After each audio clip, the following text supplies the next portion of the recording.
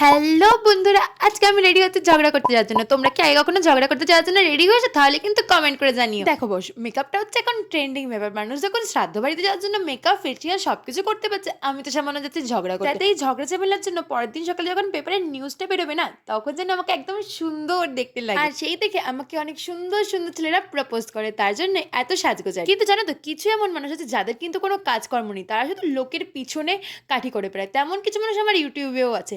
যাই হোক, তাদের কথা আমি পাত্তা দিই না। আর তেমন কিছু মানুষ আমার জীবনে বাস্তবেও আছে, তাদের সাথেই আজকে আমি ঝামেলা করতে যাই। কিন্তু এর মাঝে কিছু কিছু ভালো মানুষ আছে। যদি 100টা খারাপ মানুষ হয়, তার মধ্যে যদি একটা ভালো মানুষ হয়, সেটাই অনেক। তাই আমার গেট রেডি উইথ মি এর ভিডিওগুলোতে অনেকে অনেক রকম খারাপ কমেন্ট করেছে যে আমাকে নাকি দেখতে খারাপ। তার মধ্যে এক দিদি কমেন্ট করেছিল যে যে যতই বলুক তোমাকে দেখতে কালো, তোমাকে দেখতে খারাপ, আমার তোমাকে বেশ ভালোই লাগে। নন্দিতা পাল, তোমাকে অনেক অনেক বেশি ধন্যবাদ। তোমরাই এবার বলো আমাকে দেখতে ভালো নাকি কালো। যারা হেটার আছে তাদের মুখে এক গাল চুমু। চলো আমি এখন ঝামেলা করতে যাই, তোমরা চ্যানেলটা সাবস্ক্রাইব